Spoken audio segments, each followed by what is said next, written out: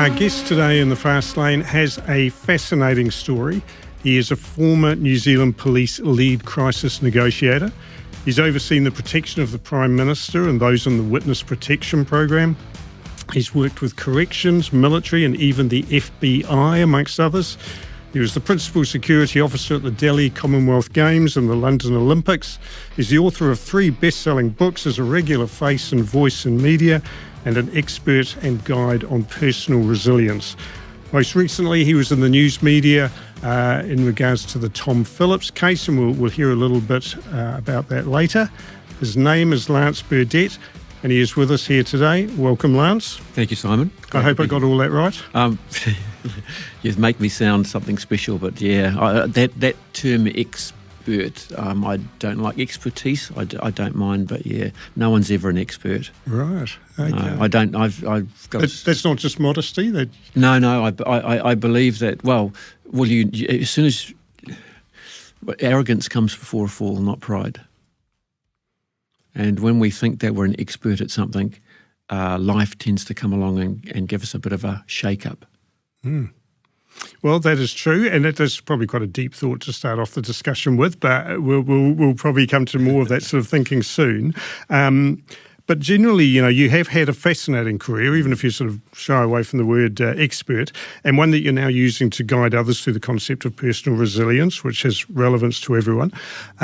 Before we get into that, though, this is an MTA podcast, so let's find out a little bit more about Lance, the driver. First of all, are you familiar with MTA, the big blue badge?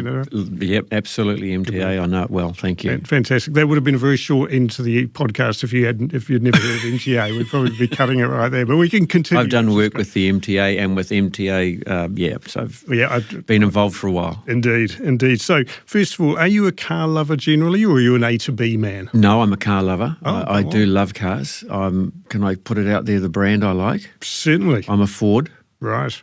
Yeah, I had a Holden. It was my first car, and it was the biggest rust bucket piece of dirt. And my second car was a Ford Capri. And I fell in love with Fords and never looked back. Was that the sort of professionals Ford Capri? It was the professionals Ford Capri. I had the smaller one, the 2 litre, rather than the 3 litre V6. Which would have been enough, though, 2 litre. It was great. Best car I ever owned. Thirsty? Yeah, a little. It had twin carbs and all the get up and go in it. Yeah, but I felt like I was a superstar. And did you have the professionals theme song playing? I played it. It was on my cassette deck. Yeah, awesome cassette deck. Right. Yeah, the full Bodie and Doyle treatment.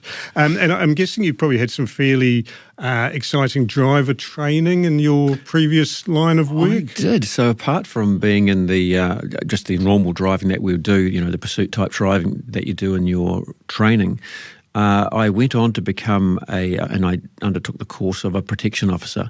Now, to do that, a lot of driving is involved. So we went to Manfield Raceway and learned some speed driving, and then we went to Hakia Air Base and did some driving in vehicles, and we had to line they rented vehicles, and we had to line them all with special padding, and off we went, and we were spinning them around and coming out with guns and shooting paintballs and good fun. Learning that. It was the best course I've ever done. So I've done some advanced driving there. I've been involved in motorcades, so motorcade pilot driver, which is another unique skill to have, and driving in motorcades. So yeah, I'm a driver. I can't drive. Let's put that out there. I'm a hopeless driver and I'm an angry driver. Okay, an angry driver. I am, unfortunately, and I'm learning to get rid of that. Okay, give me an example. What triggers and how do you react? Can I just say, if tailgating is the trigger, I fully understand and forgive you. That's not too bad for me.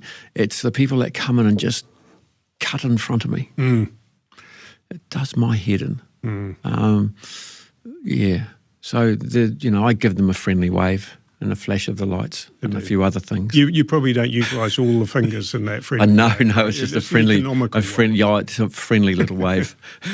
Fair enough. Did you ever have to put that training into practice, though? Were you ever in some sort of situations where you needed it? Never. Really? No, never. And unfortunately or fortunately, it's a bit like crisis negotiating. You train and train and train and hope never to use it, but you want to use it.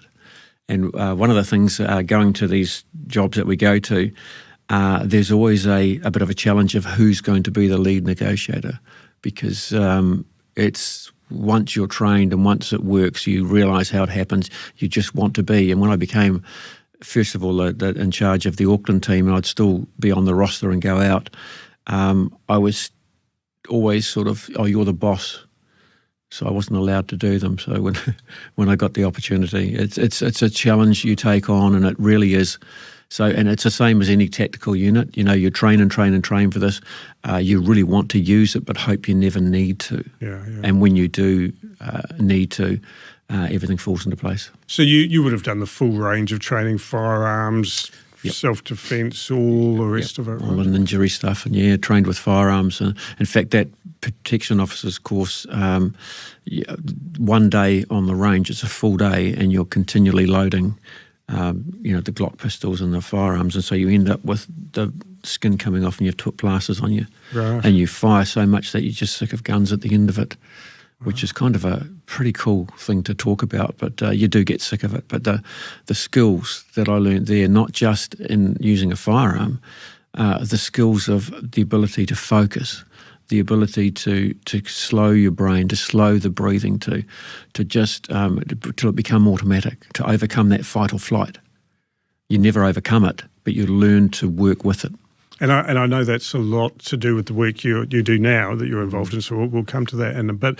This might sound like a really weird question, but are you a gun person? Was that something you had an interest in? Yeah. No, yes. Look, I'm sorry to interrupt you with that, but I hate guns. Yeah. I absolutely hate them. Here's a little known fact that I was in Crime Squad. A Crime Squad in Auckland Central Police Station, they're not there anymore, but they carried a firearm all the time. So CIB detectives carrying, and they go to all the serious jobs. I never used to rack. I never used to put one up the spout, as they say, because I feared my gun would go off. Right. I just didn't have that confidence to be able to. I mean, my colleagues would be ex-colleagues would be sitting there going, "You didn't rack it." Right. Because I just don't like guns. Mm. Yeah, isn't that funny? Does that extend to conflict? Are you somebody who doesn't like conflict, who basically was in a career with a high risk of very violent conflict? I've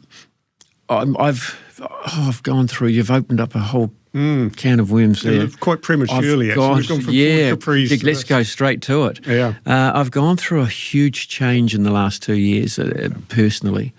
So I was always an angry person, which is where all that driving comes from and everything. Anger, not knowing myself, not knowing that my brain was different, that I was neurodivergent, and just not able to fit in, not able to learn, not able to do all sorts of things. And always trying to impress, always trying to show off, always trying to just to try and fit in, I guess. And recently I've gone through a bit of a transformation, and it's changed my life, and it's, I wish I'd known all of this stuff much earlier in life. Right. So I don't like conflict. I guess some will say I'm left-leaning with my brain, but I'm not. I've recently, and I'm yet to confirm it, but I'm an empath, which means that I see people's emotions and feel them. Yeah. So it's not just being empathetic or empathic, it's an empath. And whenever I find another empath and you look, you can see them and they see you, it's weird. And you tear up. Right. You cry, you sort of don't cry, but you tear up. And it's happened a couple of times. In fact, it happened just on Friday. And I was talking to somebody and I looked at them and it was just tears in their eyes. And I went, oh, wow. I didn't see it in you, but you're one as well. Yeah, it's fascinating. This has already taken an incredibly interesting turn. I feel like throwing all this away that I've prepared, because we've sort of gone down this amazing path already. So while it's still fresh in our minds, and we can come back to the icebreakers later if we even want to, but may I ask in what way you are neurodivergent and how you found out and how it's affected? Yeah, so I'm undiagnosed, but ADHD, and I was writing my third book on worry, on, anxiety as a worry is the term, and it's a double entendre. And I was going through some of these things, and particularly around children and the causes of anxiety. And there's always an underlying cause. one part of it I talk about, is it one or is it two or is it three things that could be underlined, and there's co-existence that we have with things that happen in our head. And I started doing some more study, and I started thinking, this is me. Now, my mum had kept my report cards, bless her, and I went back through them. Won't sit still, needs to focus, continually punished, etc., etc., etc. This is at primary school. And I was thinking, that's me. And then so I went online and did a couple of those, I mean, you shouldn't really rely on those online, right? So, but then it was really confirmed, excuse me, really confirmed for me when my daughter, who is an educator in special ed, asked me a question. It was a mathematics question. And I came back with the answer straight away. And then I thought for a moment and went, no, it's not. And she said, yeah, you've got ADHD.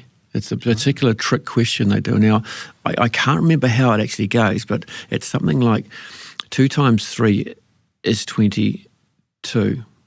And I said, no, it's not. It's 23. And then I went, ooh, it's 6. And she just goes, yeah. It's something like that, the way they do it, and it's because the brain jumps. Fascinating. And it jumps to a different part in the way it works. I thought I was numerically dyslexic. I came up, found this term, went, oh, that's me, that'll do. Yeah, right. But yeah, no, it's something that's there. So that was the journey at the start of it. And then I undertook a diploma in positive psychology. 7 years it took me to do it because I wasn't ready. But in this last year, I've completed it, and you must do all of the exercises that you're going to be taking your clients through. And wow, did it change me. Wow. And I started to learn about myself, and then I've looked at my values, and then I looked at my triggers. And when you go and expose yourself, and when you are open to doing these things, you'll learn so much about yourself. It's incredible, isn't it? Because it is such a good thing that there is so much more acceptance and understanding, but also diagnoses of ADHD and autism now, right? It's just, there's so many more people being diagnosed with it now than previously, which has been good in so many ways, removing stigma, and it's so great for those people and to have put a spotlight on it. And I've sort of had a similar experience with a close member of my family who was diagnosed as an adult with ADHD, and we went through the testing and everything like that, and just when that happens, just so much clicks into place because you think this is why such and such happened, this is why you worked this way and studied this way and responded to this, and obviously then you have this moment of thinking, I wish we had known this 20 years ago because we could have address things differently and take a different approach to things. And then, of course, it makes you think, well, what about me? And you start having a bit of a look at yourself and sort of asking some questions of yourself. But, I mean, it's a great thing, I think, for all communities that there's so much more awareness and recognition now. There is, and a lot of people will come up to me in the workshops I run and say, I'm all, what do they say? I haven't got ADHD. I'm... the inability to read, the dyslexia.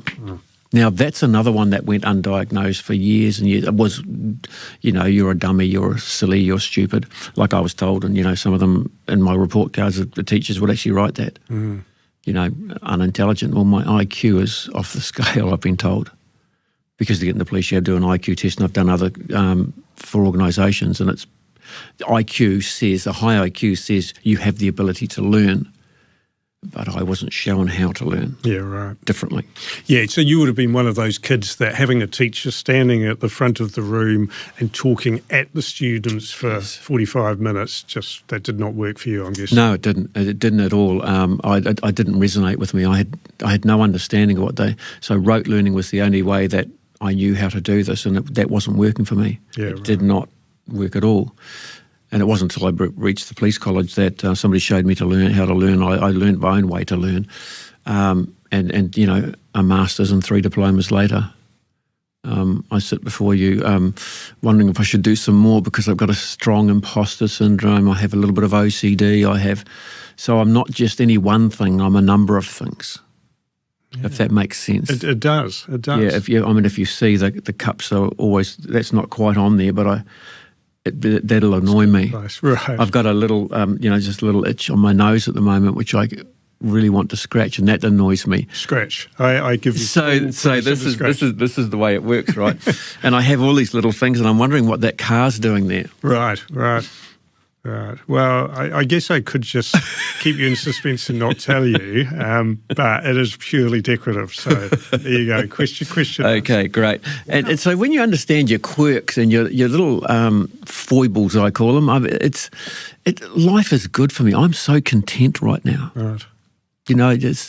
I really am. And, going back to my days of being, why was I a builder? Well, the fact I was a builder was because I was getting higher qualifications in carpentry at school.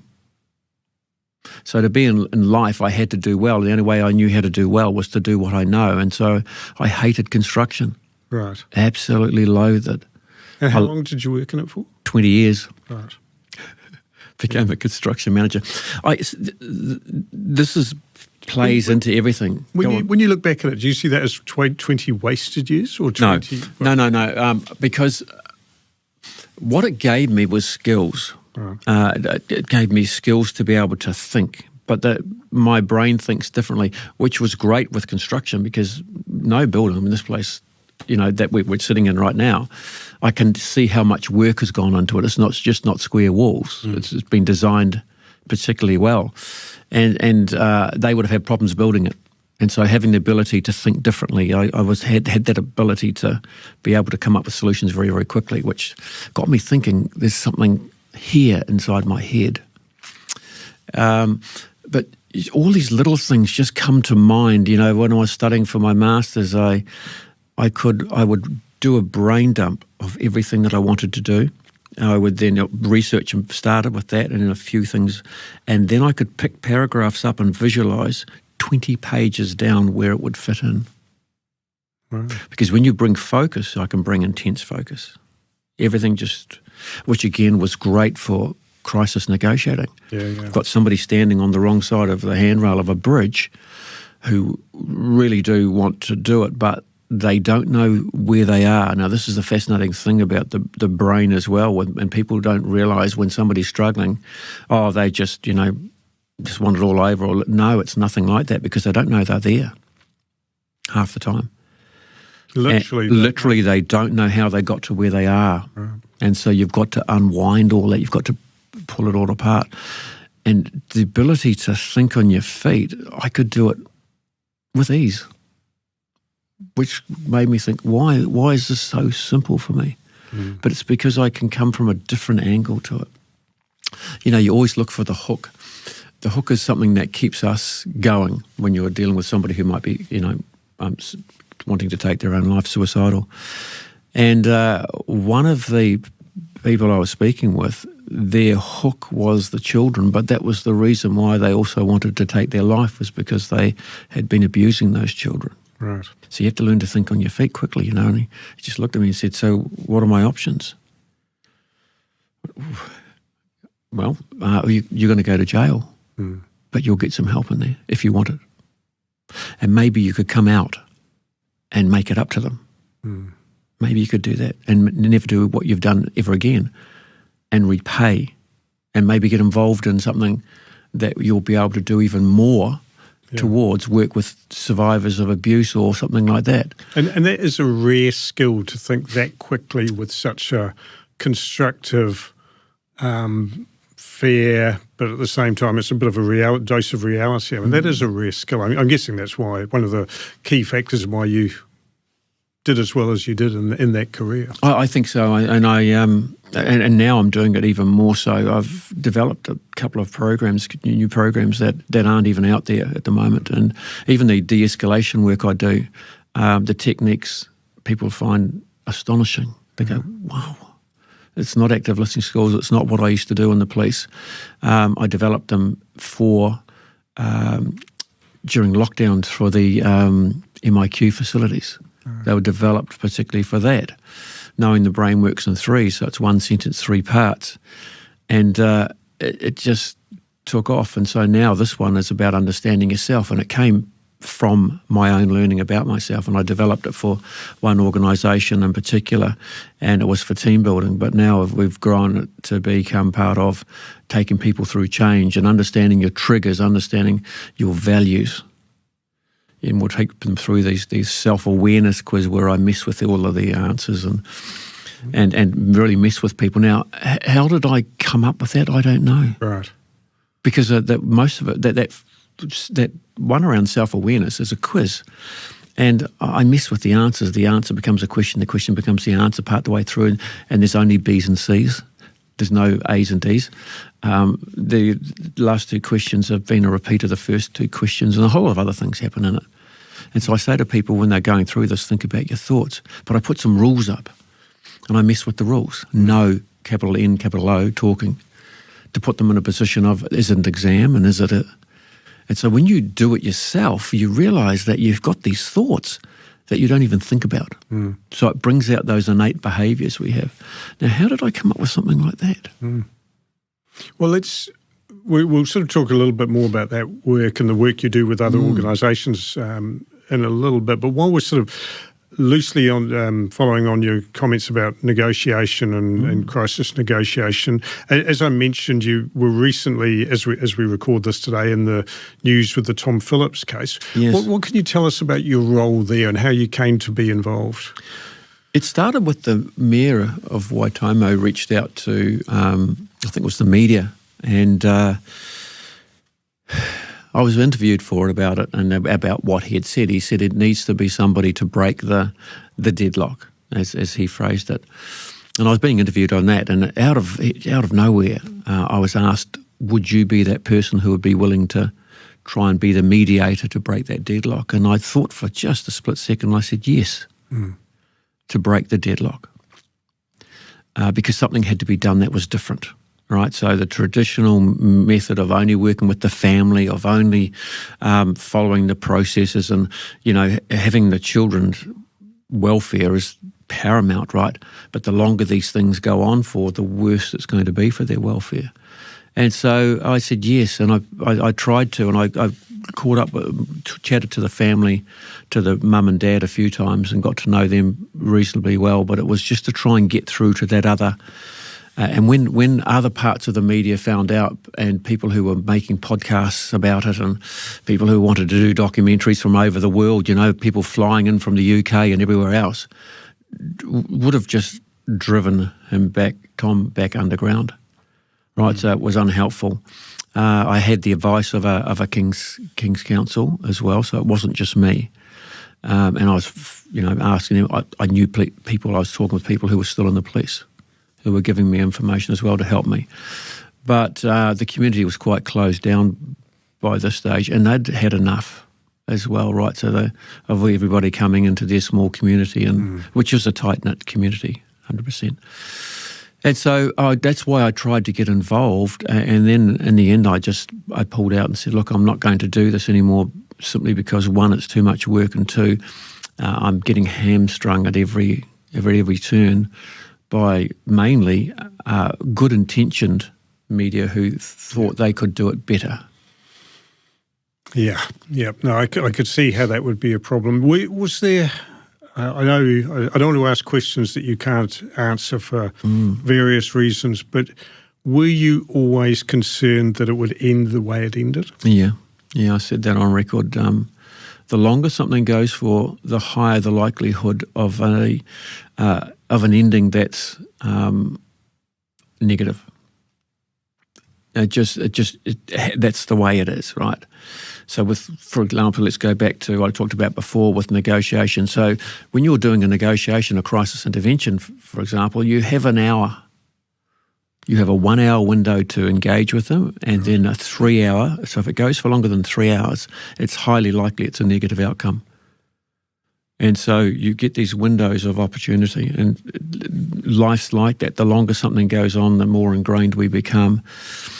And so it's just human nature and understanding. So I do a lot of my work is founded and grounded in neuroscience, understanding how the brain works. So it underpins psychology essentially. And when you understand that, you can see how it was happening. So I wanted to get involved to break that, to come up with a peaceful outcome.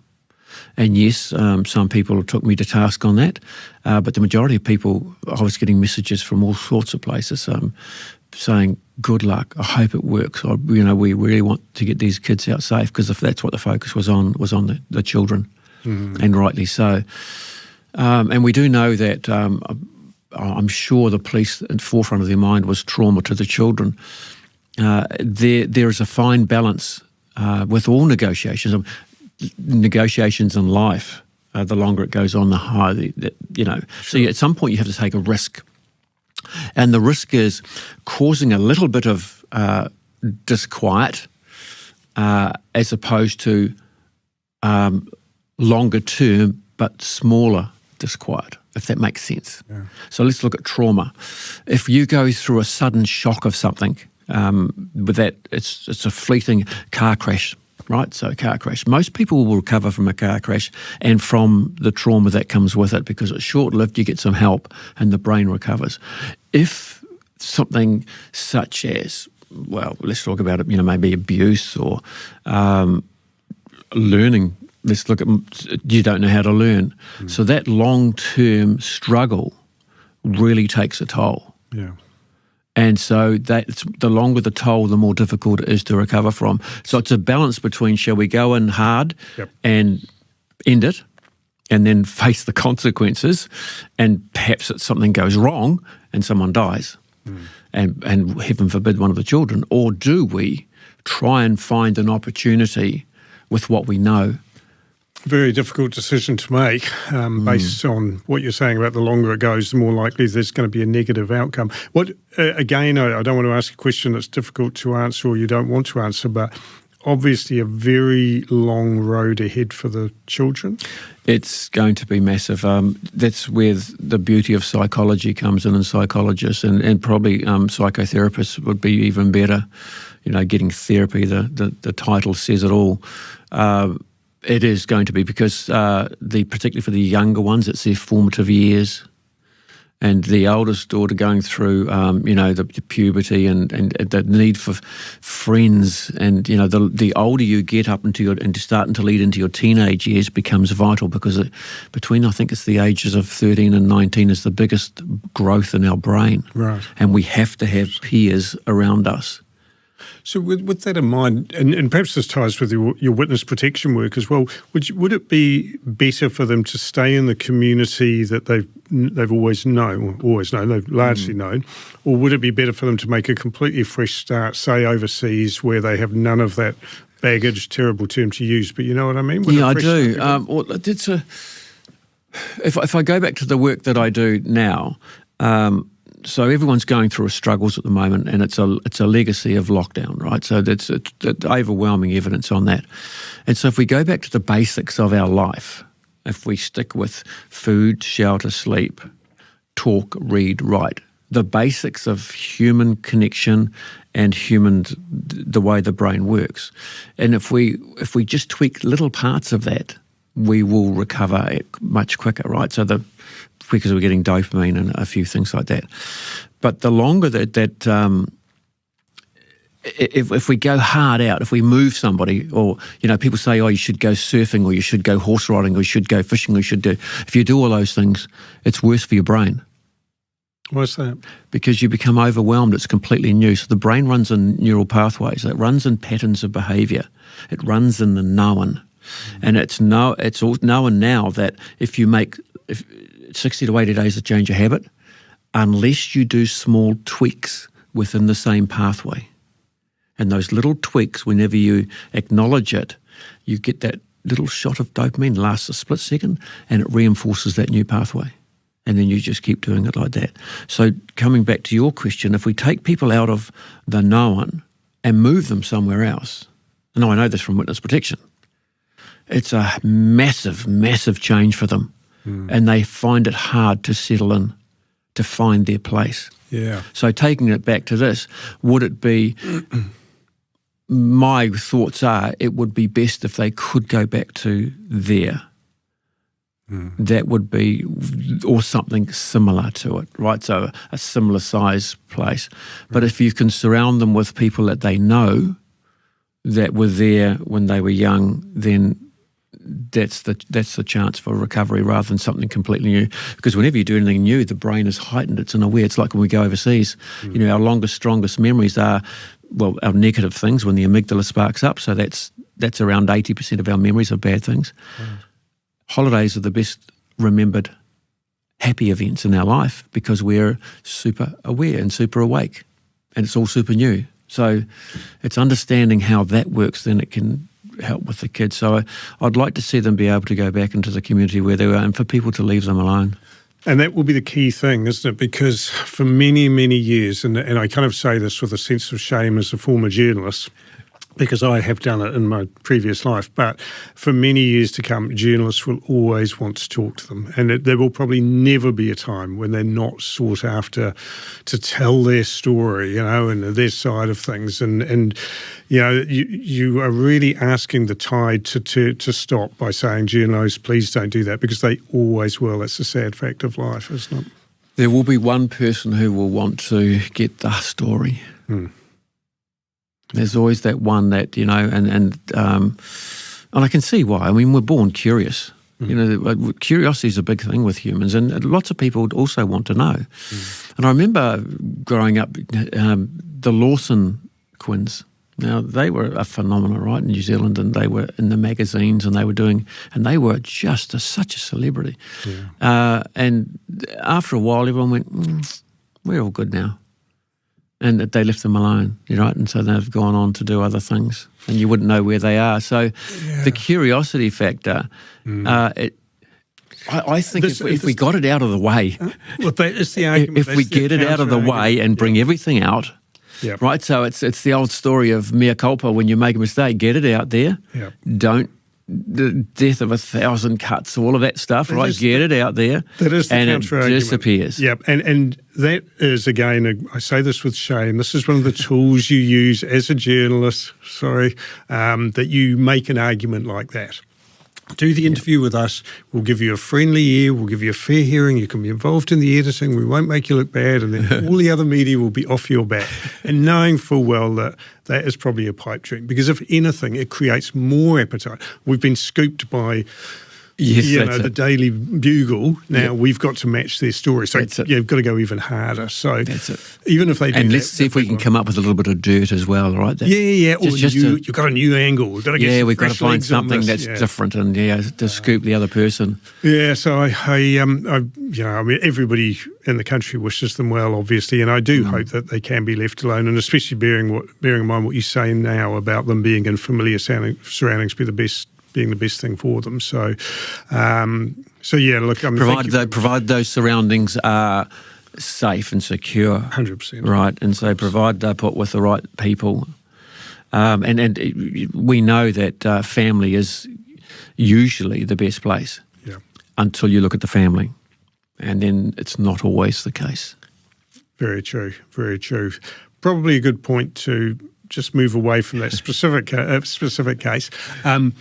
In terms of witness protection generally, is that a very small operation in New Zealand? The question I guess I really have around that is, it is a cliche, so New Zealand's a village, right? Everybody knows everybody else. So that must be a real challenge for witness protection, because sooner or later somebody must say, hey, I actually thought I saw Bob the other day when I was visiting Gisborne or something like that. It is very much like that. It's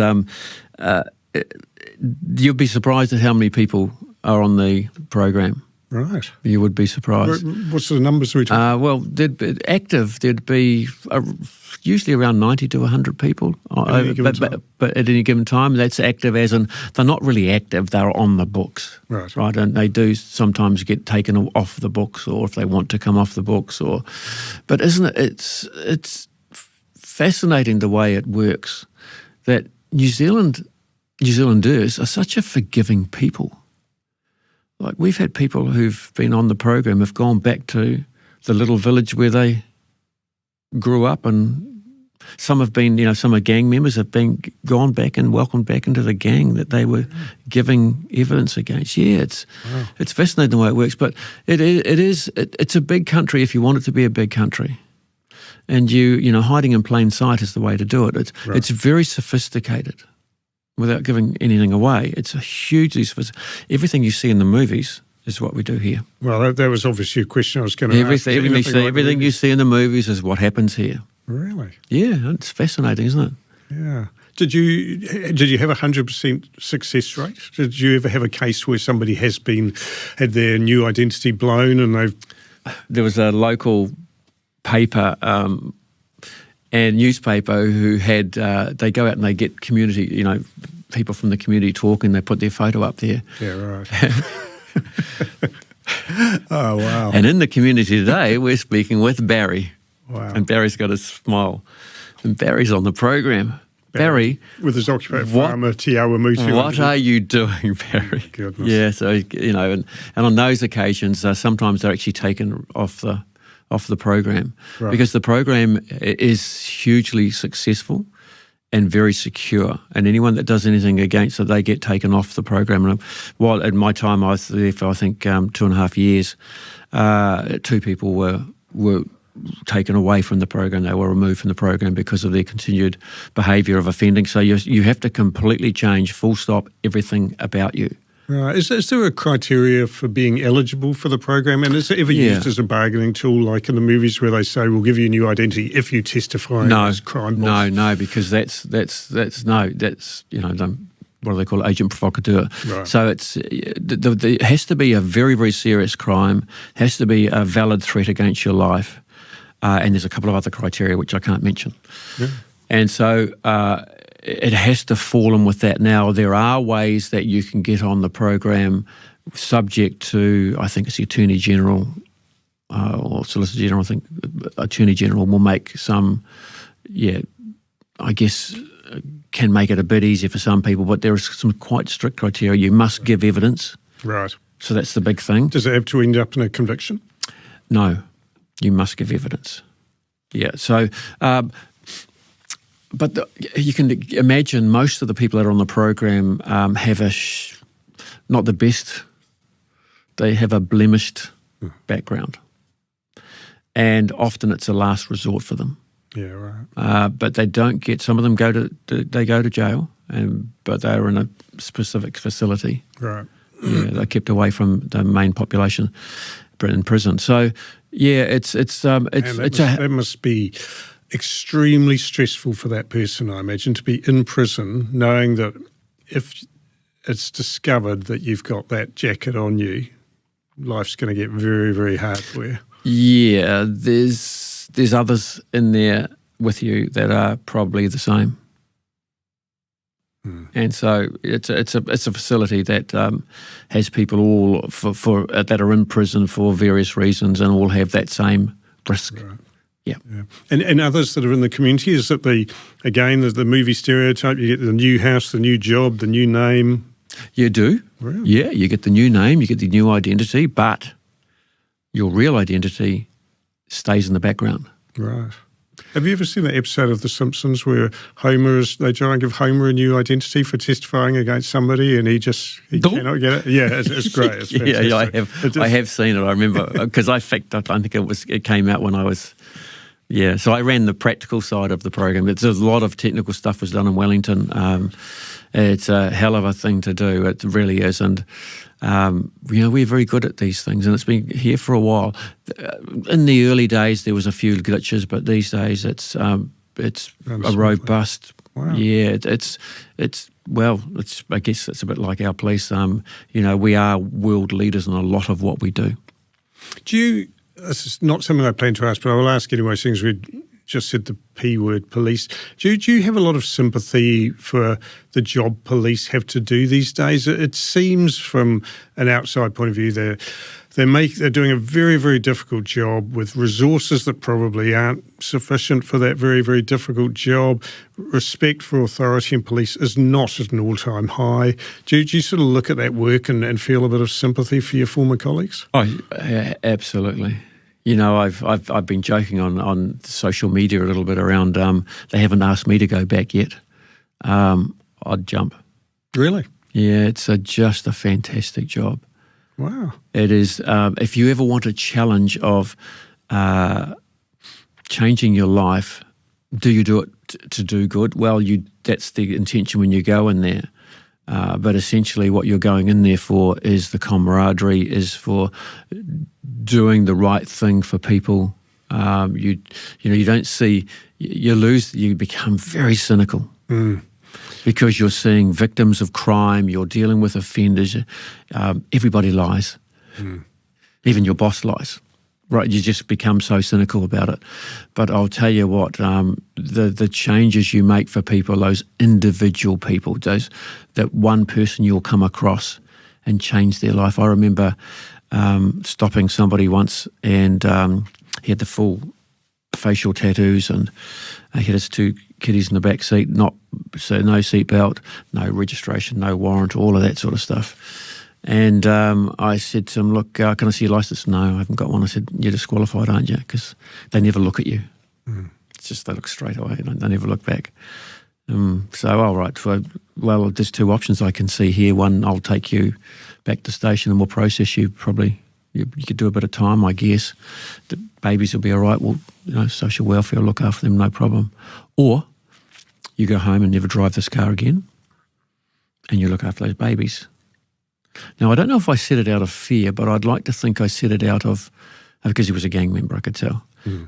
I think I said it out of genuine concern for the kids, because I had kids. You always reflect that. And he looked at me in the eye, and I swear he had a tear in it, but I doubt that's the case. He said, are you serious? I said, I'm dead serious. And I said, I live in that house right there, and I'll see you. He goes, I'd like to go home. Wow. Now, I never saw him again, ever. Whether he's disappeared, and I don't know. That's an opportunity that I'll never forget, that I had to possibly change somebody's life. That is awesome. That is awesome. And it's a sort of personal aside here, I guess, really, but I was a journalist for 20 years, and I've sort of been out of it long enough now that I've can compartmentalize. You're not one of them. I'm not one of them anymore. Like sometimes I still am, but during that 20 years, I was often asked by people, "What would you do if you weren't a journalist?" And I always thought, well, actually, I would probably be a detective, and that's because I think there's similarities and transferable skills between the two. Obviously, you ask a lot of questions. Obviously, you're trying to dig to the heart of the matter and uncover the truth and build a story / case, whatever it might be. But I also felt, and you've just reinforced that really what you live for in journalism was 2 things: the scoop, because then everybody's patting you on the back and saying, good work, buddy, great exclusive, you really killed them with that one. But the other thing that you do it for is the story that actually does some good. Yeah. And they don't come along very often, but now and then you have the chance to tell a story that actually changes someone's life for the better. And you feel incredibly good about it. The best stories that I remember that I did weren't necessarily the biggest ones, but they were ones where a poor family or whatever it might have been got a real benefit from it, and you just feel like, if I hadn't been there, that would not have happened. That's a really nice feeling. And then the third thing that I think is really comparable between the two, and I'm sorry to waffle, but I've always felt that journalists and police share that same cynicism, and also I've always felt they shared humour as a defence mechanism. Now, it's very black humour. It's real gallows humour. It's not good stuff. It's not good stuff because you see horrible things. Cops obviously see far worse than most journos, but you're still looking through crime books quite often and evidence books, and you're seeing some pretty horrendous stuff. And it does become a way of coping to joke about it. And I did want to ask, I don't know where this fits in with everything else we're talking about, but is that a healthy response or a very unhealthy response? It is indeed. Humour generates so many endorphins, dopamine, all of the good neurotransmitters we want to get. Humour is the best. Now, dark humour you've got to be careful with and do it with the right person, but 100%. And what it does is, so emotions are going to come out. Now, emotions are processed in the same part of the brain. Whether it's bad things, good things, it's the same part of the brain. And so generating that laughter and that good stuff, that's the amygdala. The amygdala still enlarges and it still pipes up, but it's a positive Right. It's a positive thing, right? And it generates all of these good neurotransmitters, which reduces stress.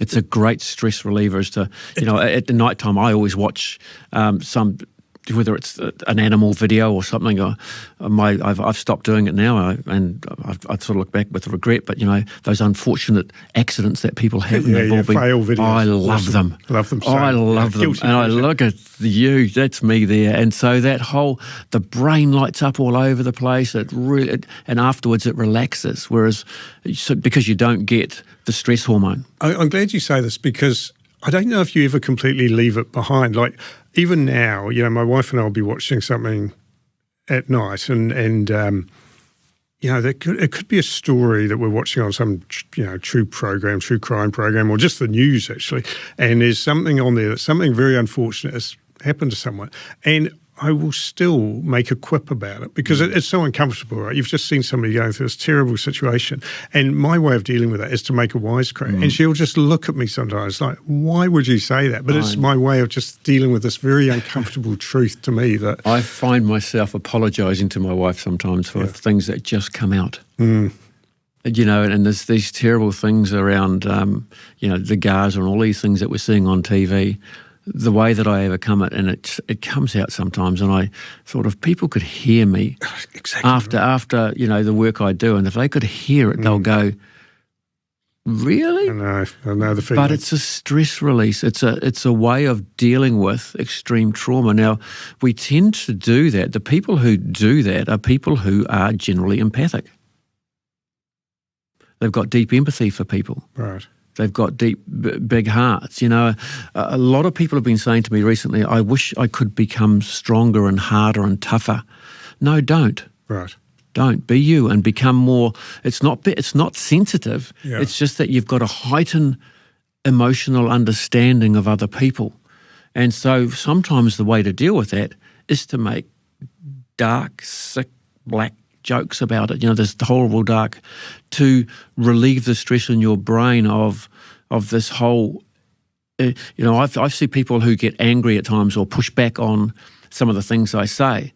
Well, they're the ones that need this. Right. They're the ones that actually need to, they're putting the roadblocks up. We protect ourselves by putting this barrier in, don't we?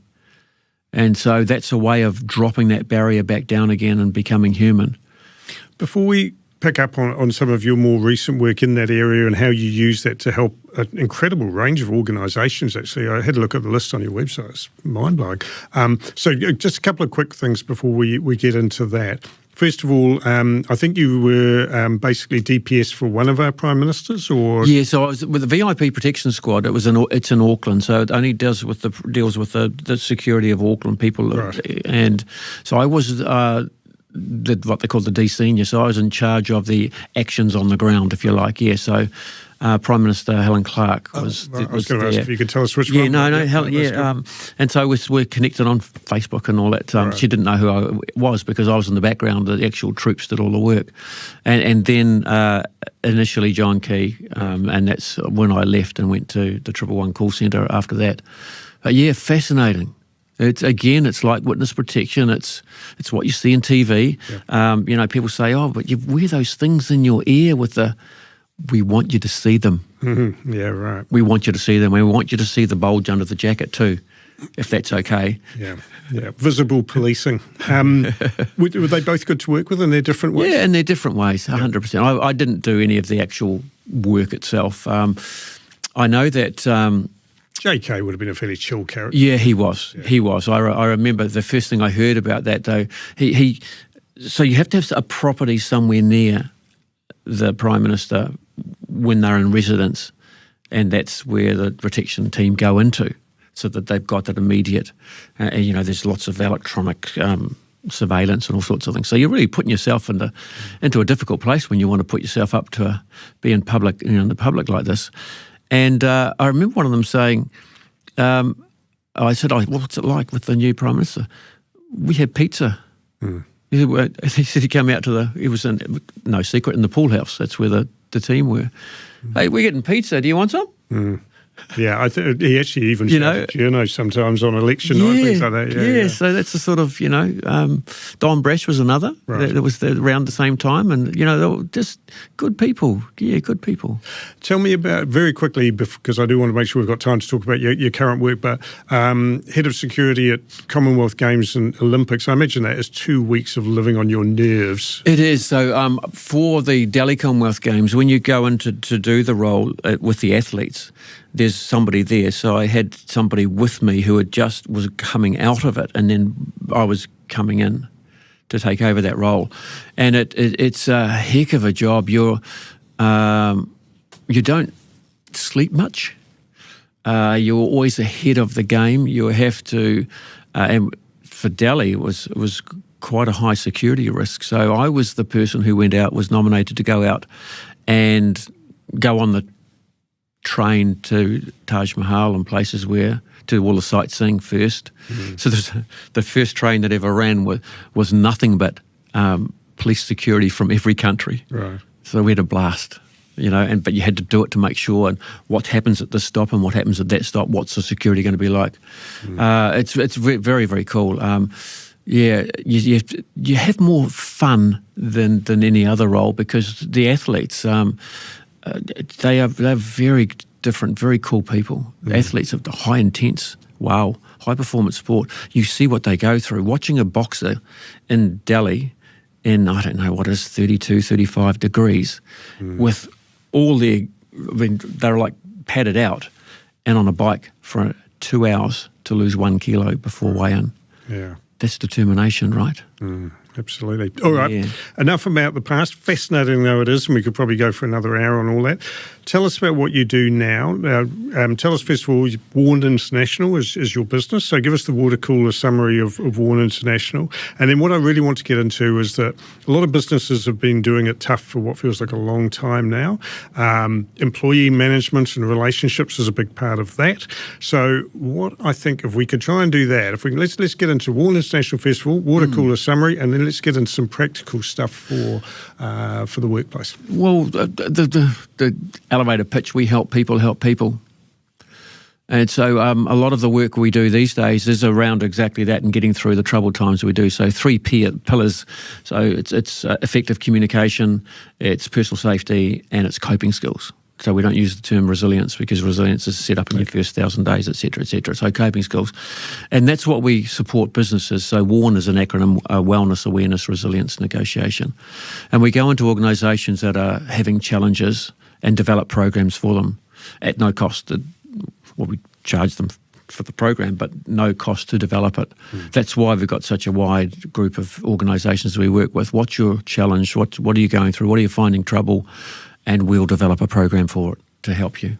And what I found really interesting, and again, correct me if I'm wrong on this, but the take that I got from having a bit of a read on the website about how to deal with challenges and crises, I just found that really interesting, and how you can effectively retrain your mind to cope. And one thing that sort of stood out for me was a line that says, our brain is hardwired to seek out negative things as a way of protecting us from danger. Now, can you explain that to me? Because to me, that seems almost counterintuitive, right? I mean, wouldn't you would expect people to seek positive experiences and positive emotions as a way of coping with life's hardships, but it's actually the flip. So the stem is hardwired to look for danger to keep us safe. And it does so by either jumping on it or running from it, fight or flight. And it does that on 2 things. It does it based on our past, or when something is different and of a sufficient level to make us stop and go, what? And that's what the brain does. So it's working on our past. So while I'm talking with you and while everyone's listening to this and watching this, they're comparing what I'm saying to themselves. You cannot not do it. The brain compares. It compares where I am now to where I've been in my life, etc. Every piece of information that comes into our brain goes to the amygdala. The amygdala is clusters of neurotransmitters in the shape of almonds. First of all, they tag your thought with an emotion. So whether any piece of information, whether it's from sight, sound, smell, taste, or touch, goes to the brain, it's tagged with the amygdala. It then goes back to our memory for reference in our past, our hippocampus, and then is supposed to come forward to the prefrontal cortex with a final decision to be made. This is where logic sits. It's called the executive function. If the brain senses danger or we have danger from our past, we go into fight or flight and we stay in our automatic response. So we've either trained ourselves, and the very first thing you ever did in any situation is called your anchoring bias. You will do again and again and again. Right. And so when you understand that, it's much easier to not fight going into fight or flight. You work with it. So give us some practical examples of that, because I can probably hear a few people out there sort of head spinning a wee bit at this point. So how does that work in practical terms? Like, obviously a lot of businesses, including MTA business, customer facing, they've got a workforce under pressure. You've got angry customers, you've got possibly grumpy employees, perhaps you've got demanding bosses. Does this have a conflict resolution role? So give us a practical example that might affect, say, a business that's got a really shitty customer in their face, for example. Is that a situation where you would use? Yes, so it's about controlling yourself first, right, and then following the person's lead. So here's a simple example. I'm going to mention some words and I'm going to trigger people, change their mood, right? So I'm not going to trigger them as in trigger them. I'm going to change everyone that's listening to this and probably your mood in an instant by mentioning words. Okay. You ready, Simon? Yeah. So if I was to mention... No, we've got to call it there. That's enough for today. No. Go for it. All right. Okay. Come on, you've got to go through this. If I was to mention words like, I don't know, restructure, redundancy, bankruptcy, divorce, heart attack, cancer, mental health. So somewhere in there is a word that you've gone, huh? So you heard it, the amygdala tagged it, you went back to your memory, you thought of that situation, therefore you didn't come here to logic to say it's Lance talking, calm down. What happened? You got cortisol, the stressor hormone, right? You didn't get adrenaline, you got that. Right, to clear your head, you're going to do it right now, and everyone out there is going to do it as well because they're probably all in the same boat. You're going to take a big deep breath and sigh as hard as you can. Big deep breath, go. Sigh. Now try and think of something. Apart from food or what you love dearly, there'll be nothing there. That is true. That is actually true. So you clear your head. Now, you can't really do that when you're in front of somebody. Right. An angry customer, the last thing you want to do is go... So what a sigh does is reset your brain. So all you do now, if you get triggered by somebody saying something, breathe out. So just breathe out slowly and just keep breathing out. And now you're calm. You can't not be. When you breathe out, your heart rate goes down. When you breathe in, your heart rate goes up. Now, just understanding the basics of physiology gives you the ability. So when somebody comes in and starts yelling at you, you know, this is the wrong part. I've been here 4 times and you've gone out and you've got it. And I've had to drive down here and it's 5 Ks each way. Yeah. You breathe out first and you wait till they finish. And then you can say something like, it is frustrating. That should never have happened. Well, let's go back over and start again about what you're after. You just validate them and let them go again. Yeah. Because you're not going to stop somebody having a second go at you. You can't. We actually have to vent 3 times. So I guess there's a sort of general school of thought that there's no place for emotions in the workplace, right? Everything should be professional and everything should be serious and considered and rational. But is that actually the case? I mean, and also is it in denial of it sort of denies the reality? So what happens is you're causing harm to your staff. There's something called emotional dissonance where when we have to try and fight our natural responses, it plays, you know, you can end up in quite a distressed state. And it builds up, you end up with emotional fatigue. So what does a happy workplace look like? It looks like where where everybody can be themselves and have no fear about that. I've never been in such a content place, and I have to say, the programs that we're running right now, the feedback has been amazingly overwhelming. I put myself out there. I show my vulnerability only because I know that most people have the same thing. You know, who puts you under the most pressure? Simon? Personal. You do. You're right. Yep. Who do you talk to the most in your day? Myself. Right. Yeah. You've got a voice inside your head then, right? But how do you marry the fact that everybody can be themselves with the fact that personalities clash, the fact that some people don't like each other. Right. So that's where I get into the values, to our values. When you understand your own values, and it's not just looking at cards and saying, oh, this is my value, or picking out words. There's a structured way of doing it. Now, so in our programs, I trigger people, I take them through self-awareness, and I mess with this whole empathy. It's a quiz on empathy, and I mess with it completely. And all I ask is that you think about your thoughts as you go through this, and there's a whole lot of little tricks in it. There's C, C, C, C, C, C, B. Did you go back and look to see that all the C's were wrong, or did you make sure or did you? All right, so you think about it. Now that's your innate behaviours that are coming out. So when you do the quiz, I'm triggering you a little bit. So now you're aware of your own behaviours. Then I take them into triggers and how to manage those. And then we learn about values. And then I just say to them, right, look at your 5 values. Now go back and tell me why that was a trigger for you. It wasn't that person's behaviour. It was because they went against your personal values. Right. You counted it. Now have another look at your 5 values. There will be one value in there that you can use for that situation to replace the value that's strongest for you. You know, you're yelling at me, so therefore you're disrespectful. My strong value is respect. But you might also have another value of cooperation. And you just, when you understand that, when you understand yourself and people, I mean, you think about the best bosses you've ever had, the best leaders you've ever had. They knew you. They knew people.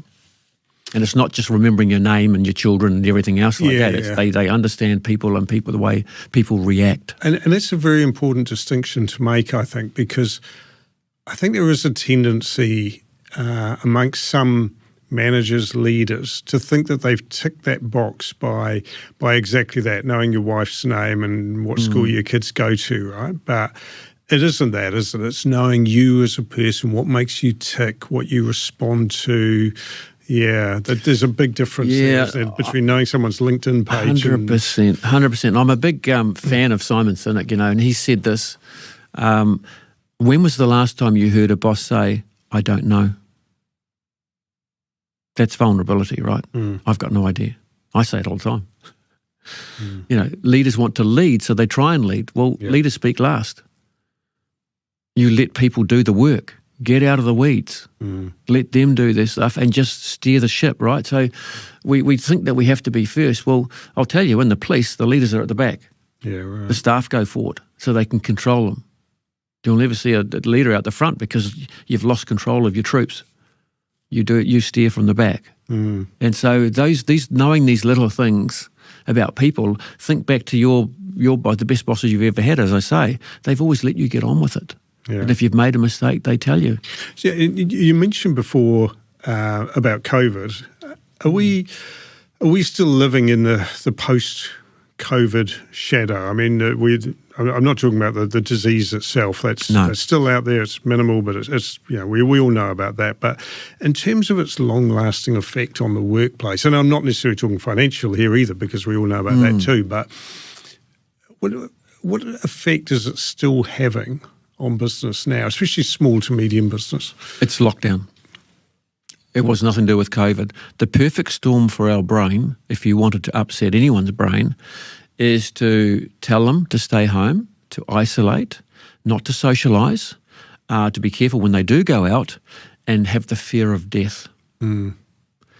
And that put us into a tailspin. If you've got a dry mouth most of your day, headache that won't go away, random thoughts about your past, mood swings over your day, feeling overwhelmed on occasion, panic attacks are really common at the moment, having trouble getting to sleep, waking up 3 or 4 times a night, you're waking up every 2 hours if you are, having a thought when you go to bed and you dream it all night and you wake up in the morning thinking you never even slept. All of these are legacies from lockdown. Stay where you are. Be alone, be afraid. And what's happening now is the emotions are coming up. Anger is our default, unless you've learned differently. And it's hard not to learn differently. And so this whole, just being aware that it's not your fault, being aware that you can take control of this and that you can change your brain very, very quickly by going back to the basics of what I said before, of those 6 things. If you start, when something happens to you, talk about it, read some information about it, and then write yourself a plan to follow, and remember to read it, to make sure you read your plan. And if you also change your diet a little bit, start eating foods higher in serotonin, if you start eating more fruit, you'll feel much better and your brain will work better. If you get a better night's sleep, and we have a free sleep tips document that's available for anyone. It is 16 pages long. It's been validated by sleep clinics. Doctors are giving it out to patients. It's 16 pages long. It will put you to sleep just reading it. And if you focus on making home feel safe by fixing, tidying, rearranging one or two things at the end of every day before you go to bed, you'll get back into that mode and you'll recover very, very quickly. The brain wants certainty. It finds safety in certainty. So give it that certainty by going back to how the stem is wired. Maslow nailed it. Food, water, shelter, sleep, right. Air. What would you have done instead of lockdown? Oh, never been asked that before, Simon. I would have probably tried to manage it according to the other side of the world. So the behaviours that we're seeing right now, we are 18 months behind the UK. We are 12 months behind the US. We are 6 months behind Australia as far as the human behaviour is going. Now, what we're seeing in the UK now is a lot of race-based hate targeted towards immigrants, right? And so that's coming here and it's already started. So if we can, instead of using lockdown, you can only work on the information you have. Right, so there's no blame for whatever government was in place. That's all they knew. But we had the ability, because that 18 months was the flow of the virus. So we could have gone straight back to say, right, they've been there for 12 to 18 months. What's working? And where's the evidence? In these things, you must go with evidence-based. You just can't go on ideology. And This is the problem with all governments globally, is they work on ideology, not on valid science. Yeah, and unfortunately that lesson hasn't been learnt, and it's very evident in some countries around the world, unfortunately.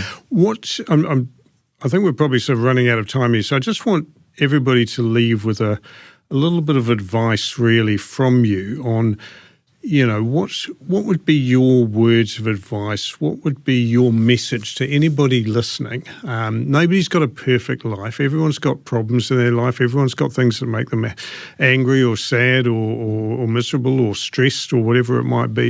Is it possible to have a universal message for people that might be listening? Be as patient with yourself as you are with those around you. We beat ourselves up the worst, right? So that's why coming back to who put you under the most pressure yourself. When you make a mistake, who beat you up the worst? It's a safe mechanism for our brain to stay in that lane. Don't stay in your lane. Start taking that opportunity, but connection with people, connecting with others, understanding yourself. So if I was to put it down to one word, is be as patient with yourself as you are with others, but learn about yourself. When you go back to your childhood, when you go back to understanding something, talk with your parents if they're still around, get some report cards out, do a couple of online surveys, make sure that you're doing 3 or 4 or 5 of them. But once you understand who you are and more importantly your values, then be guided by those values. And if you follow those 5 values that are your true self and be able to display those, we'll get through this and many, many more. You'll get through life. You'll feel content. That is a fantastic message to finish on. Thank you very, very much indeed. I have really enjoyed this. This has been bloody fascinating for me personally and really interesting, really educational. I hope everyone else feels the same way. And, to everybody listening and watching, I do suggest you check out the WARN website. There's a lot of very interesting information on there. I know Lance is happy to be approached. Even his cell phone is on there on the website, which is awesome. So if you found this interesting, I really do encourage everyone to look at the website, find out a little bit more about Lance.